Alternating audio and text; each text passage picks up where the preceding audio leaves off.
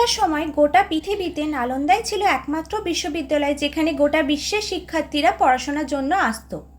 আজ গুগলের টপ 10 ইউনিভার্সিটির মধ্যে ভারতের কোনো ইউনিভার্সিটির নাম নেই। নালন্দা বিশ্ববিদ্যালয় পুনর্নির্মাণ করা মানে ভারতবাসীকে তার রত্নের ভাণ্ডার ফিরিয়ে দেওয়া। ভারতবর্ষের বিহার রাজ্য অর্থাৎ প্রাচীন মগধে 427 খ্রিস্টাব্দে প্রতিষ্ঠা করা হয়েছিল এই নালন্দা বিশ্ববিদ্যালয়। শূন্যের আবিষ্কারক আর্যভট্ট এই বিশ্ববিদ্যালয়ের অধ্যক্ষ ছিলেন।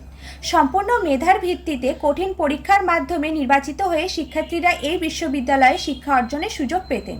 পৃথিবীর বহু প্রান্ত থেকে, যেমন প্রভাবশালী দেশ রাশিয়া, চায়না, জাপান থেকে শিক্ষার্থীরা এই বিশ্ববিদ্যালয়ে আসত শিক্ষা অর্জনের জন্য।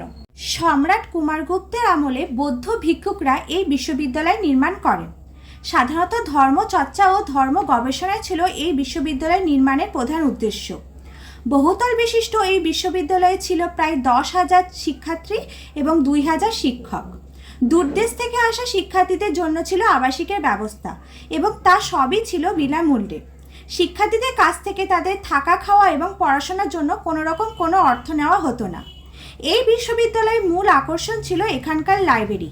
প্রায় 90 লক্ষ বই এবং বহু উপনিষদের পাণ্ডুলিপি ছিল এই লাইব্রেরিতে, যেগুলি থাকলে ভারতবর্ষ বিশ্বের মধ্যে সবথেকে উন্নত দেশ আজকে হয়ে উঠতে পারত। এই বিদ্যালয়ে শিক্ষাদানের ভাষা ছিল সংস্কৃত। ধর্মচর্চা ছাড়াও এখানে বেদ, চিকিৎসাবিদ্যা, জ্যোতির্বিদ্যা, পদার্থবিদ্যা, অর্থনীতিবিদ্যা, হিস্ট্রি, দর্শন সহ সমস্ত বিষয়ে অভিজ্ঞ শিক্ষকের দ্বারা শিক্ষার্থীদের শিক্ষাদান করা হতো। সেই সময় নালন্দা বিশ্ববিদ্যালয়ে হামলা করা হয়েছিল মোট 3 বার এবং তা পুনঃপ্রতিষ্ঠা করা হয়েছিল 2 বার। প্রথম আক্রমণটি হয় হুনদের দ্বারা। 455 থেকে 470 খ্রিস্টাব্দে হুন নামক একটি উপজাতি গোষ্ঠী দামি পণ্য লুট করার জন্য নালন্দা বিশ্ববিদ্যালয়ে আক্রমণ করে। সেই সময় সম্রাট ছিলেন সমুদ্রগুপ্ত। যদিও হুনদের দ্বারা আক্রমণ নালন্দা সেরকম কোনো ক্ষতি করতে পারেনি। দ্বিতীয় আক্রমণ হন গৌদাস রাজবংশ দ্বারা 7ম শতাব্দীর দিকে। এই হামলার পেছনে ছিল রাজনৈতিক ভারসাম্যহীনতা। তখন হর্ষবর্ধন রাজত্ব করছিলেন। হর্ষবর্ধন এবং গৌদাস রাজবংশের মধ্যে রাজনৈতিক বিরোধ ছিল। প্রতিশোধ নিতে গৌদাস রাজবংশ নালন্দা আক্রমণ করে, যদিও হর্ষবর্ধন নালন্দা বিশ্ববিদ্যালয়ে আবার পুনঃপ্রতিষ্ঠা করে দিয়েছিলেন। তবে তৃতীয়বার বখতিয়ার খিলজির আক্রমণে নালন্দা পুরোপুরি ধ্বংস হয়ে যায়। এর কারণ হিসেবে ইতিহাসবিদরা বিভিন্ন রকম কারণ ব্যাখ্যা করেন। তবে খুব প্রচলিত কারণ ছিল যে একসময় বখতিয়ার খিলজি ভীষণ অসুস্থ হয়ে পড়েছিলেন। অনেক বড় বড় হাকিম এসেও তাকে সুস্থ করে তুলতে পারছিলেন না। তখন সকলের পরামর্শে তিনি নালন্দার অধ্যাপক রাহুল সি ভদ্রের কাছে চিকিৎসা করান এবং তার দেওয়া ঔষধে তিনি সম্পূর্ণ সুস্থ হয়ে উঠেছিলেন। এর জন্য তো তার সেই বৌদ্ধ শিক্ষকের প্রতি কৃতজ্ঞ হয়ে তাকে পুরস্কৃত করা উচিত ছিল, কিন্তু তিনি তা করেননি। তিনি ভয় পেয়েছিলেন। বড় বড় হাকিমরা যা করতে পারেননি, একজন ভারতীয় পণ্ডিত তা করে দেখিয়েছেন।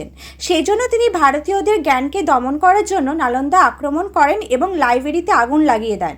শুধু নালন্দা ধ্বংস নয়, তিনি বিশ্ববিদ্যালয়ের সকল সন্ন্যাসী ও পণ্ডিতদের হত্যা করেন। তিনি চাননি ভারতের এই জ্ঞান পণ্ডিতদের মাধ্যমে ছড়িয়ে পড়ুক। দাও দাও করে প্রায় 3 মাস জ্বলেছিল সেই আগুন। ধ্বংস হয়ে গেছিল আমাদের নালন্দা বিশ্ববিদ্যালয়।